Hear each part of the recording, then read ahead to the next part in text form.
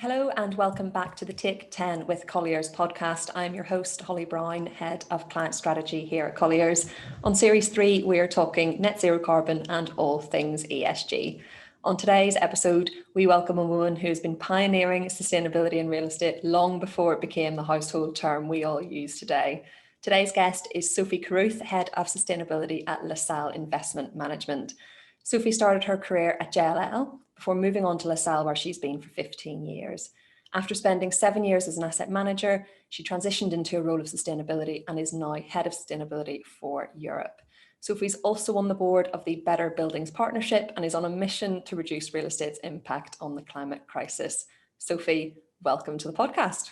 Hi, Holly. Thanks for having me. So as I mentioned in the introduction, you've been in your sustainability role for some time now. What do you think has changed, or what have you seen in change of your investors and your occupier sentiment towards ESG over that period of time? Yeah, there's been a really massive shift over the last 10 years. And I always think it'd be quite interesting to almost chart the change, because we started getting questions from investors in sort of 2008 asking us if we had an ESG policy in place. And then a few years later, they were asking what our ESG policy covered. And now it's completely standard to be asked how quickly we're going to be delivering net zero carbon on a portfolio. So the shift has been really phenomenal. And particularly in the last kind of 2 years, that acceleration has been quite impressive. And then, as you said, the occupiers in parallel are starting to make their own commitments, or at least they have been making their commitments. But again, there's been a real acceleration. So more and more of our occupiers are making bold and ambitious commitments and pledges to achieving carbon neutrality or other kind of sustainability targets, which is really helping us out, because I guess it means we now have kind of joint ambitions that means that we can kind of collaborate with our tenants to hopefully deliver. Definitely. And I think it's quite an interesting shift in how the workforce now has such a considerably louder voice and influence over the decisions that their companies and organizations are making, particularly when it comes to the accommodation which within they work. And I think that pressure, so that upward pressure, I think, from the workforce is going to really start to drive some change, and we're seeing it already. Yeah, absolutely. And I think, that even goes through to things like where your pension fund is invested. And suddenly, every day, regular people are suddenly questioning where their pension fund money is going, what it's invested in. And as an individual, you might not feel like that's powerful. But actually, if suddenly large swathes of people are asking these questions, then things have to change. We've got to respond to that. So I think it's coming through from a lot of different angles, but it's really kind of snowballing to me. There's quite a lot of momentum for change at the moment. Yeah, I imagine so. And I think it's such an exciting period of time for us all. And I think the last 12 months has really pushed us in the right direction. I think that people really are starting to understand what they actually want out of their workplace. And so tell us a little bit more about LaSalle's net zero carbon goals and what's the strategy for you getting there?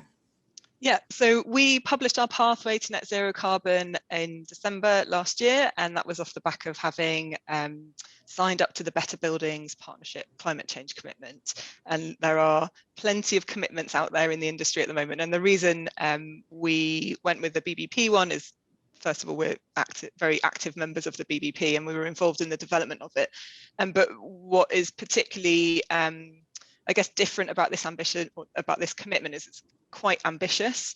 It covers whole building operational carbon emissions, so the tenant consumption that is not within our direct control, as well as the landlord areas, and also embodied carbon.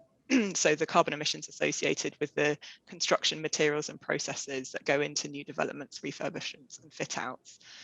So we published our pathway, which part of the commitment is to kind of bring transparency to this space, not just to make a commitment, but also to set out, okay, how are we going to get from where we are today to what we've said we're going to do, which is net zero carbon buildings by 2050. And the way we've chosen to set out our pathway is to look at the asset life cycle. So if we want to have any chance of succeeding in delivering net zero carbon, this needs to be part of everybody's job. It really needs to be integrated into every investment decision making process that we make. So whether that's setting our strategy at the fund level, whether it's all of the parts of the acquisition process, stock selection, investment committee approval, due diligence, all of those pieces, through to everything that we do during the whole period, whether that's development, refurbishment, leasing up vacant space, just your regular day-to-day property management and operations, and then through to disposal. So we've kind of broken our net zero carbon commitment down into, okay, what does it mean at each of those stages of the asset life cycle? And what we're now working on, publishing the pathway was the easy part. Now it's the implementation piece. So we're now working with all of the different functions across our business to ensure that our processes are adapting to reflect all of this new thinking, to make sure we're taking into account all of those all of the implications of net zero carbon into all of the things that we already do, and making that part of day-to-day business. That's really interesting. And from what you've just said, there's so much reliance as a landlord on your real estate advisors. So how would you, what advice would you give to those groups to help you, and not only you, but all the landlords who have such ambitious strategies to actually be able to achieve them? Yeah, I mean, I mentioned collaboration with occupiers earlier, but actually I think it's a collaborative approach is going to be needed kind of across the board. We're all going to need to pull together to make this happen. I mentioned all of those different stages of the asset life cycle. We obviously work with a whole bunch of different advisors as we're going through that process, whether it's leasing agents or investment agents or property managers or rent review surveyors. There are so many different real estate professionals that contribute to the running of a real estate portfolio, and I cannot think of a single one whose role is not going to be affected by this. So there's I think the wider industry has got a huge challenge in upskilling across the board. For I guess there's two parts of it. One is just general knowledge and understanding of what net zero carbon means for real estate, what the built environment industry needs to do. And then secondly, there's kind of drilling down to make that a bit more specific to each role. What do leasing agents need to understand, and how can they start today to make that just a standard part of what they do? Yeah, no, I completely agree. And I saw that the BBP released some ESG training course recently, which looks like it's had really good traction. Can you tell us a little bit more about what that involves? And I'm assuming you were involved in that process.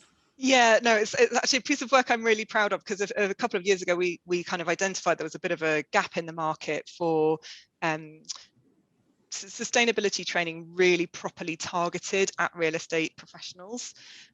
So we a bunch of us came together, created a consortium, and we've really developed a training program that we think is going to be hugely informative, but with really practical outcomes. And that was quite important. So it is specifically aimed at kind of the asset managers and fund managers with very practical outcomes in mind. So you would leave this training knowing that you can go and apply all of this learning immediately in what you're doing in your day-to-day operations. Just in terms of the take-up, as you said, Holly, it's been hugely successful. We weren't sure how much demand there was going to be, and we're now discussing how many more courses can be run between now and the end of this year. So that's been a very positive reaction, I guess, to the launch of this training. And it's so critical, isn't it? We've all suddenly got to become, and we're not all going to be experts, but we've all got to get up to a basic level of understanding of what net zero carbon means for real estate in order for us to be able to start moving towards those ambitious targets that everybody's setting. Completely agreed, and congratulations. As I said, the take-up has been really impressive, so hopefully that continues, and I'm sure it will.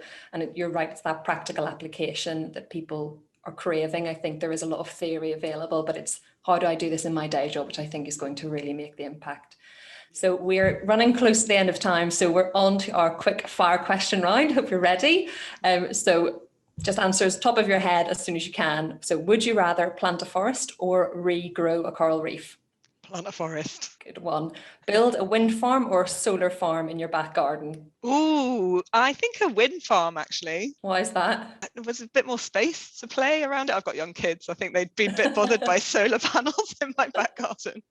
I've got them on the roof though, so I think we're okay. Oh, perfect. You've got both then. Brilliant. Who would you rather meet, David Attenborough or Greta Thunberg? Oh, you can't answer that question. Okay, David, for many reasons. I love Greta, but hopefully I'll have more chance of meeting her in the future.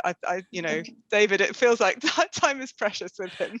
Everyone loves David. Everyone loves him. And finally, if you could choose to save one part of the world from global warming, where would you save? Okay, it's not very exotic or tropical, but I think it's got to be home. I'm really into local travel and enjoying the place that I live, so it would be the UK. Brilliant. Sophie, thank you so much for your time today. It's been such a pleasure to speak to you. And to all of you listening, there are more episodes of Take 10 with Colliers which you can find in all the usual places: Apple Podcasts, Google Podcasts, Spotify and YouTube. To find who we're speaking to on the next episode, please follow us on all of our usual social media channels: LinkedIn, Twitter and Instagram. Thanks very much for listening.